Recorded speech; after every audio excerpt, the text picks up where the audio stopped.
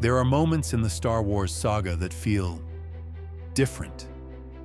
Moments that don't feel like part of a space opera, but like a glimpse into a deeper, more ancient mythology. And none are stranger than the journey Anakin, Obi-Wan, and Ahsoka took to a mysterious planet called Mortis. You remember it. A giant, crystalline monolith floating in space, pulling them into a realm outside of time. A place where the Force was so powerful, it had taken physical form. The daughter, an angel of the light. The son, a gargoyle of the dark. And the father, the ancient being who kept them in balance. On the surface, it was a bizarre, fever dream of an adventure, a test for the chosen one. But what if it wasn't just a test? What if it was a prophecy, a blueprint for the future of the galaxy? What if the Force wasn't just testing Anakin?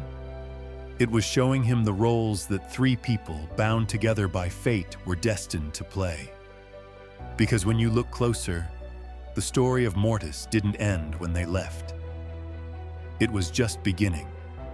And it suggests that Anakin Skywalker, his apprentice Ahsoka Tano, and his secret apprentice Starkiller were destined to become the new gods of Mortis. Let's start with the anchor of this entire prophecy. The Father. On Mortis, the Father was the fulcrum, the powerful being tasked with controlling the light and the dark, keeping the universe from tearing itself apart. He was old, he was tired, and he saw in Anakin Skywalker a successor. He explicitly told Anakin that it was his destiny to take his place, to become the new anchor of balance. Anakin refused, but destiny isn't something you can just say no to. His entire life becomes a tragic reflection of the Father's role. As a Jedi, he struggled to balance his attachments with his duty. As Darth Vader, he became a twisted version of the Father, enforcing a brutal, tyrannical balance on the galaxy.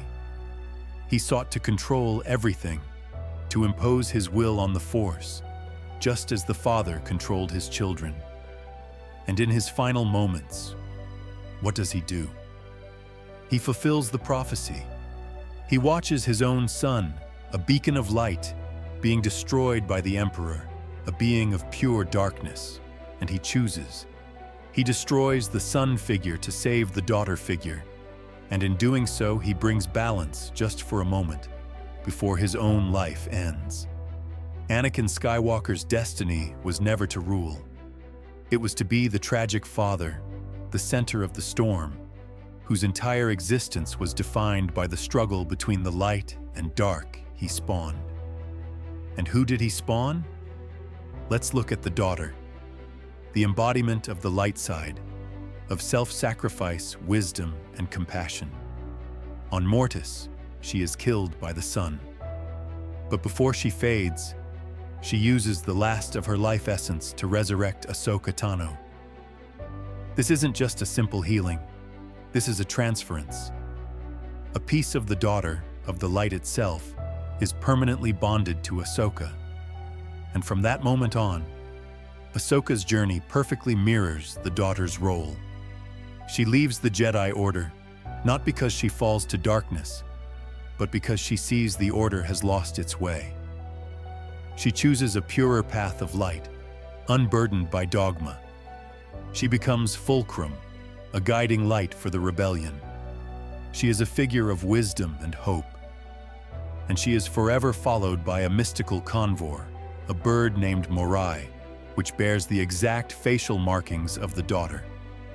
This bird appears at critical moments in Ahsoka's life, guiding her, watching over her. It is a constant physical reminder that she is more than just a former Jedi. She is the heir to the daughter's legacy, a living embodiment of the light side, forever changed by that fateful encounter on Mortis. So we have the father in Anakin and the daughter in Ahsoka. But for balance, there must be a son, a being of pure, untamed, chaotic power, a force of nature.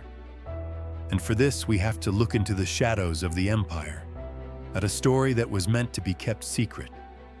We have to look at Darth Vader's secret apprentice, a boy named Galen Marek, codenamed Starkiller. Starkiller was the son made flesh. Taken as a child and raised in secret by Vader, he was forged into the ultimate weapon. His connection to the Force was raw, violent, and explosive. This wasn't the elegant power of a Jedi or the controlled anger of a Sith Lord. This was a hurricane. Starkiller could rip Star Destroyers from the sky with his bare hands. He could unleash storms of Force lightning that would disintegrate entire squads of stormtroopers. He was pure, untamed power, the very definition of the Son's chaotic nature. His entire existence was an act of destruction. He was the dark side's fury unleashed upon the galaxy. But just like the sun on Mortis, his power was too great to be contained. His actions, meant to serve the darkness, inadvertently created chaos that helped spark the Rebel Alliance. He was a living paradox, a weapon of the dark side who brought about the first glimmers of the galaxy's salvation. He was the embodiment of raw, destructive, and unpredictable power. He was the sun. Now look at how these three lives are woven together. It's a perfect, tragic tapestry. Anakin, the father, is the source. He personally trains Ahsoka, shaping her into the beacon of light she becomes. Then, as Vader, he takes Galen Marek and forges him into a weapon of pure darkness. He is literally the father of this new generation's light and dark. He creates his own daughter and his own son. This isn't a coincidence. This is the Force, a sentient cosmic energy attempting to restore its own equilibrium. The original Mortis gods were gone. The father was dead, the son had fallen, and the daughter was sacrificed. The universe was out of balance. So the Force created a new Trinity, a new set of archetypes to play out the eternal struggle. It chose the most powerful Force user of the age, Anakin, to be the new father. It imbued his apprentice with the spirit of the daughter, and it allowed his secret apprentice to become a vessel for the raw power of the son. Their intertwined stories become the new Mortis prophecy, playing out on a galactic scale. The constant struggle between Ahsoka's guiding light and Starkiller's chaotic darkness, with the tragic figure of Anakin Vader standing between them, trying and failing to maintain control. It recontextualizes everything. The Clone Wars, the rise of the Empire, the Galactic Civil War. It all becomes a stage for this cosmic drama, a drama orchestrated by the Force itself to find a new balance.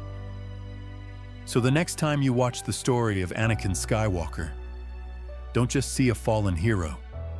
See the tragic father, forever bound to a destiny he tried to refuse. When you see Ahsoka Tano, guided by her mystical owl, don't just see a wandering Ronin. See the daughter, a beacon of pure light in a galaxy of gray.